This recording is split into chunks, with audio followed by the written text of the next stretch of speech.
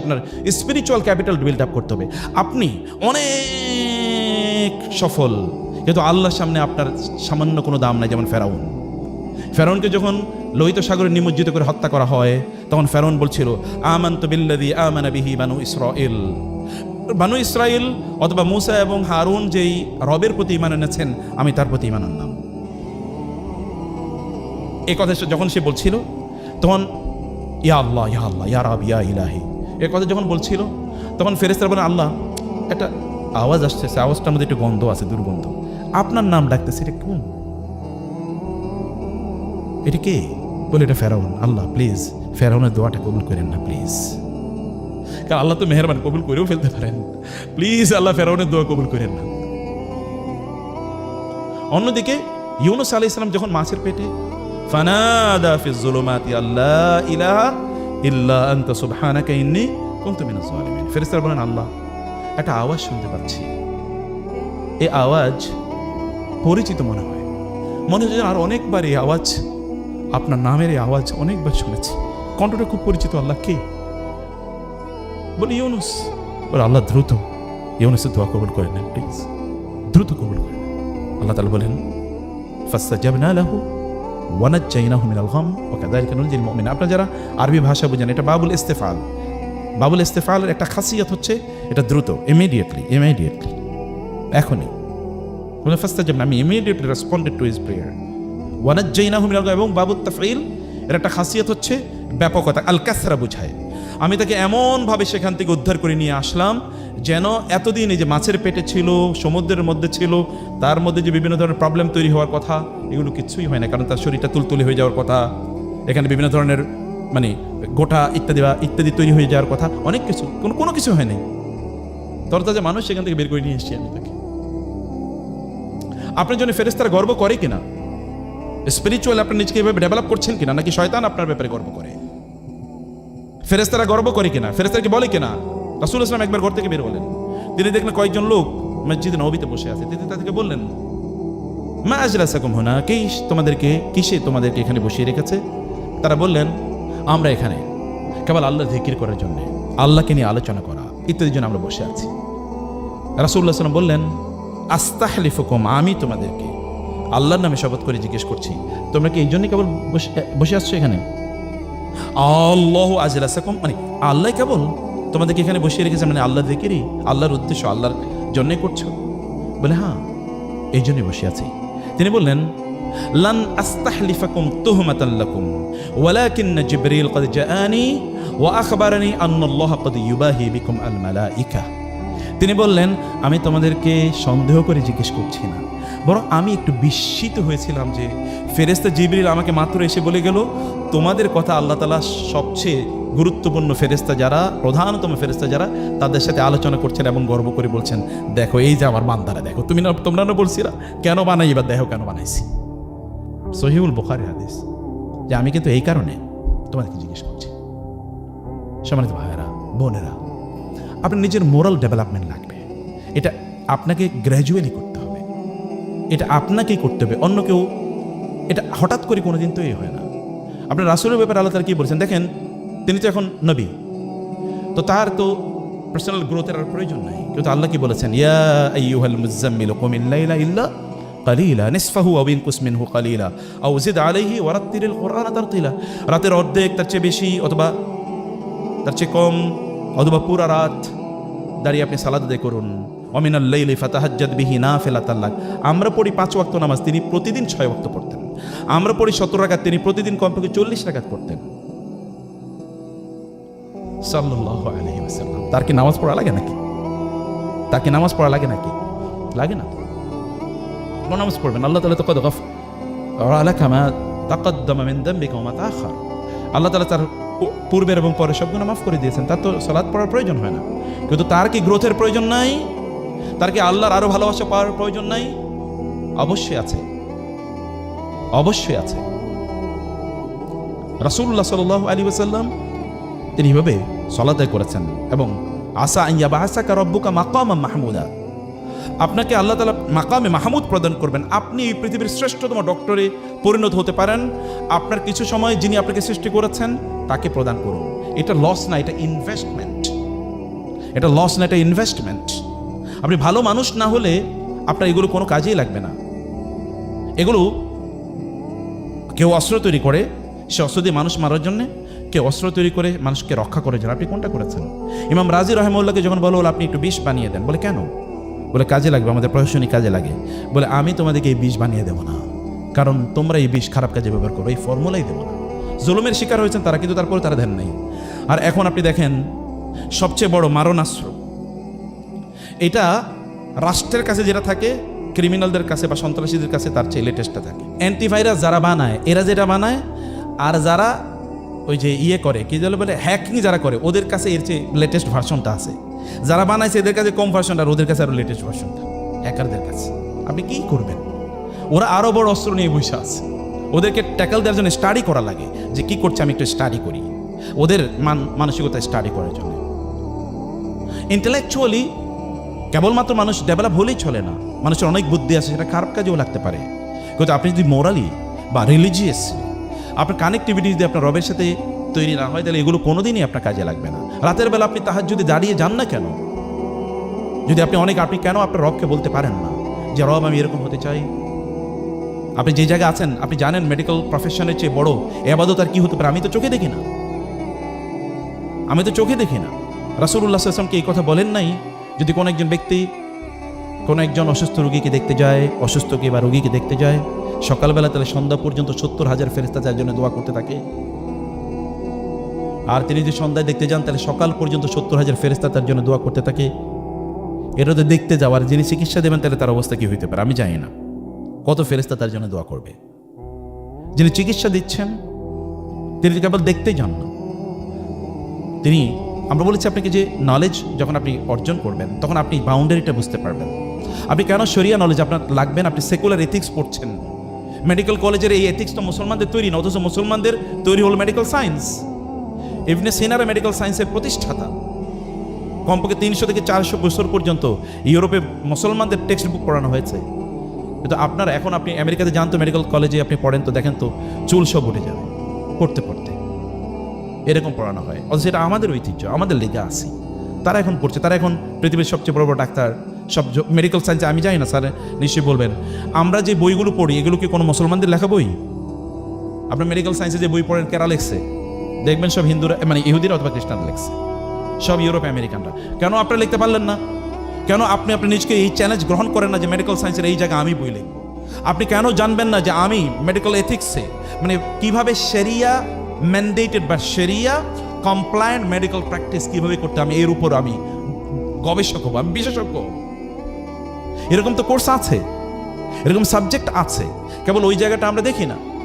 এর উপর আপনি এক্সপার্ট হয়ে যান। যে আমি, আপনার জান অসংখ্য ঘটনা আছে। আমাদেরকে 3-4 দিন আগে একজন ফোন করলো, বলে স্যার আমি তো একটা বিপদে পড়ে গেছি, আপনার মাসালা লাগবে কি? বলে আমি আমার কাজিনকে খুবই পছন্দ করি, ছোটবেলা থেকে তাকে ভালোবাসি, কিন্তু তার মা আমার দুধ পান করেছে, এখন করবো কি? আমি বললাম হারাম। অনেক আলোচনা, লম্বা ছোট করে বলছি। বলে স্যার আমি ছোটবেলা থেকে তারে পছন্দ করি। বুঝতে পেরেছেন? প্রিয় ভাইরা, বন্ধুরা আমার, আপনাদের রিলিজিয়াস দিনই নলেজের দিক থেকে যেমন এটা হন, আপনার দিনই আপনার শরিয়া কোর্স করেন, আপনার মুসলমান কিনা এটা কে আইডেন্টিফাই করবে? তার জন্য আপনার আকীদা জানতে হবে যে আমার দিন কি। অনেকে আমাদেরকে প্রশ্ন করে সুন্নত নামাজ পড়ার জন্য উজু করা লাগবে কিনা, সুন্নত পড়ার জন্য উজু করা লাগবে কিনা, এটা জিজ্ঞেস করে অনেকে। অন রেকর্ড বলছি, বিশ্বাস করেন, জিজ্ঞেস করে যে সুন্নত নামাজ পড়ার জন্য আবার উজু করা লাগবে কিনা। মনে করছে শুধু ফরজ পড়ার জন্য উজু লাগে। একজনই জিজ্ঞেস, আর কমন ছাত্রদের তো কমন কোয়েশ্চেন থাকে যে ফজরের সময় প্রায় যায়, কিন্তু আমার জন্য গোসল ফরজ, যখন নামাজ পড়বো নাকি গোসল করবো? কারণ গোসল করতে গেলে কি সূর্য উঠে যাবে। This are common questions and the people don't know. তাহলে তার গ্যাপটা কোথায়? আপনাকে বেসিক্স অফ ইসলাম এটা জানবেন না। আপনি অনকের তমকের বই পড়েছেন, আপনি যদি কমন মানুষ যে সকল বই পড়ে সেগুলো পড়েন, আপনি কমন থেকে যাবেন। আনকমন মানুষ যে বই পড়ে, আপনাকে আনকমন বই পড়তে হবে। আনকমন বই হচ্ছে কোরআন।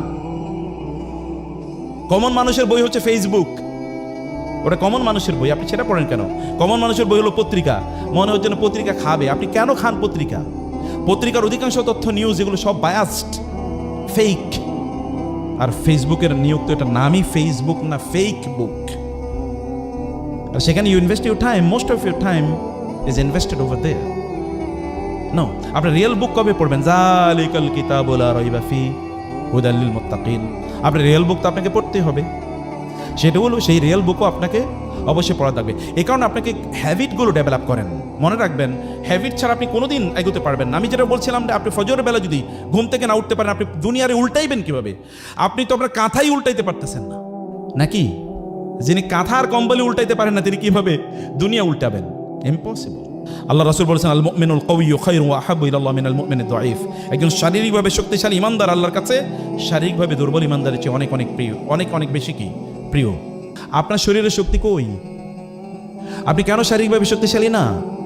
আপনি খান হলো জাঙ্ক ফুড, ফাস্ট ফুড। যে ফুড ফাস্ট আসে সেই ফুড ফাস্ট যায়, যেটা ধীরে আসে যেটা ধীরে যায়। আপনি এই ফুডে কেন অভ্যস্ত হবেন? এটা তো আপনার ফুড না।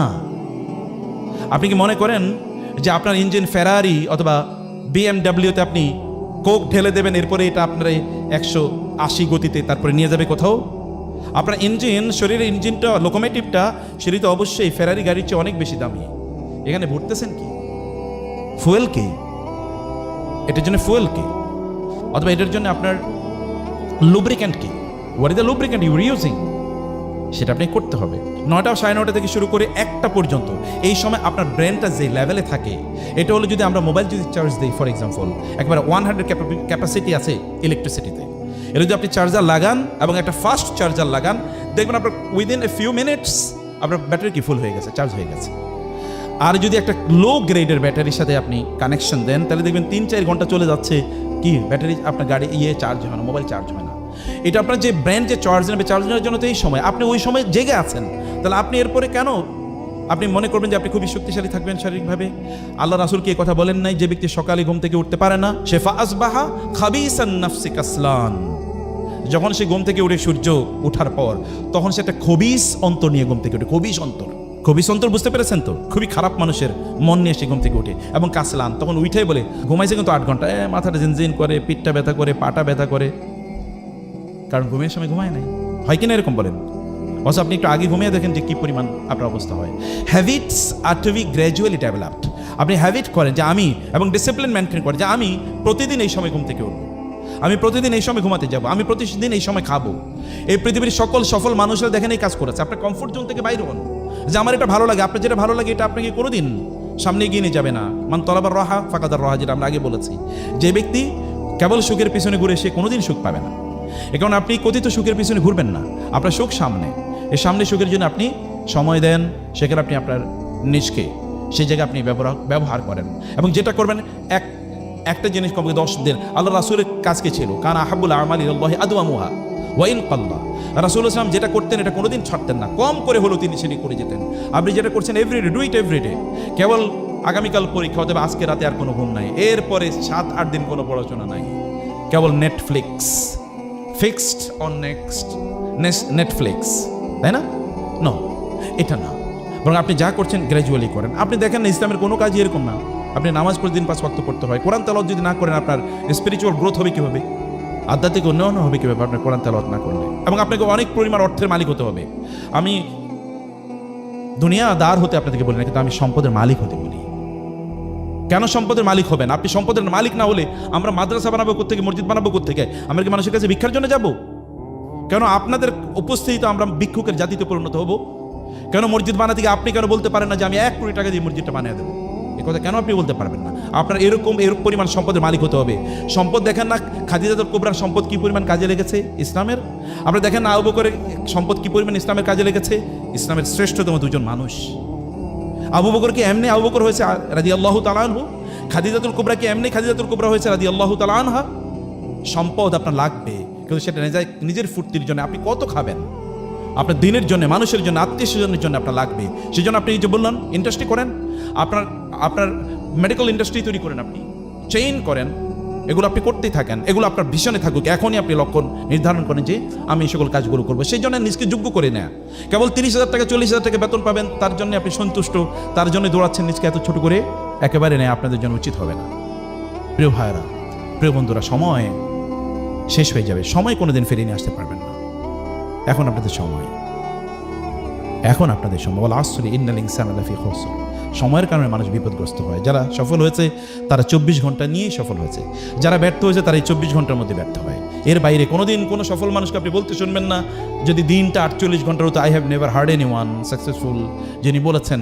আপনার নবী 23 বছরে 13 বছর তো মক্কায় নির্যাতিত হয়েছেন, মদিনায় গিয়ে প্রথম 6 বছর তো যুদ্ধই, ব্যাটল অফ বদর, বদরের যুদ্ধ, হুদের যুদ্ধ, খন্দকের যুদ্ধ, এরপরে হুদাইবিয়া পর্যন্ত তো কেবল যুদ্ধ।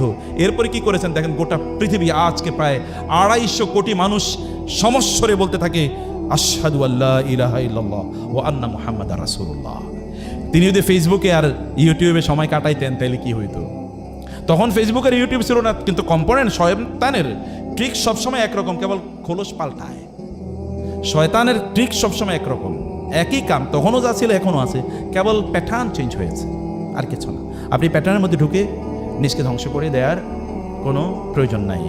আপনি সময়ের মধ্যেই বেরিয়ে উঠুন, ফোকাস ঠিক করুন, গোল ঠিক করুন, লক্ষ্য ঠিক করুন, উম্মার জন্য অ্যাসেট হয়ে যান প্লিজ। আমাদের উম্মার জন্য কিছু, একটা ইবনে সিনা যদি থাকে তাহলে আমি গোটা পৃথিবীকে দখল করে নিতে পারি। একজন ওমর যদি থাকে গোটা পৃথিবীকে আমি দেখিয়ে দিতে পারি শাসন কাকে বলে। একজন আবু বকরকে যদি আবার পাই গোটা পৃথিবী, তখন এই আবু বকরের স্পিরিচুয়াল আলোর কারণে, তার এই আলোর, তার জ্যোতির কারণে গোটা পৃথিবী আলোকিত হয়ে যেতে পারে। একজন আল গাজালি, আবু হামিদ আল গাজালির মতো যদি ব্যক্তি পাই আমরা, তাইলে এই গোটা পৃথিবীর যে এখন আধ্যাত্মিক শূন্যতা তৈরি হয়েছে তা দূর করে দেওয়া যায়। একজন শাহী ওয়ালিউল্লাহ মোহাম্মদ দেশে দেহলবীর মতো ব্যক্তি যদি পাই, তাহলে গোটা পৃথিবীর যত আর্গুমেন্টস আছে এগেনস্ট ইসলাম মুহূর্তের মধ্যে এগুলো ধসিয়ে দেওয়া যায়। তাহলে আপনারা কেন হতে পারবেন না? আপনারা তো তাদেরই উত্তরসূরি, সেই যোগ্যতা আপনাদের মধ্যে আছে। কেবল টাইমটাকে ব্যবহার করা লাগবে, কেবল সময়টাকে ব্যবহার করা লাগবে, কেবল সময়টাকে ব্যবহার করা লাগবে। এবং এই কারণে সময়কে ব্যবহার করার জন্য এখন যারা বের হয়ে যাচ্ছেন এবং যারা আছেন, স্যারদের সাথে সময় দেন, মেডিকেলে যান এবং ক্লিনিকগুলোতে যান, প্রচুর কেজ স্টাডি করুন, জানুন, বুঝুন। আপনি জানেন তো কেজ স্টাডি ছাড়া তো কোনো পড়াশোনাই নাই। এই কোরআন কত কি পরিমাণ কেজ স্টাডি দিয়েছে, এই গল্প তো সব কেজ স্টাডি, এত পরিমাণ কেজ স্টাডি করেন, দেখেন এবং এক্সপিরিয়েন্স অর্জন করুন। এটা আপনি ব্যাপক পরিমাণে করুন প্লিজ। আমি আপনাদের কাছে অনুরোধ করছি, সময়টাকে নষ্ট করবেন না। যখন এরপরে যদি আপনাদের কাছে আসি, তখন যেন আপনাদেরকে শুনি যে আপনারা নতুন অনেক কোর্স করেছেন, অনেক নতুন বই পড়েছেন। এভারেজ মানুষ হুমায়ুন আহমেদের বই পড়াতো, আর ওই যে কি বলে ইমদাদুল হক মিলন, সমরেশ মজুমদার, রুচিরও তো একটা ইস্যু আছে।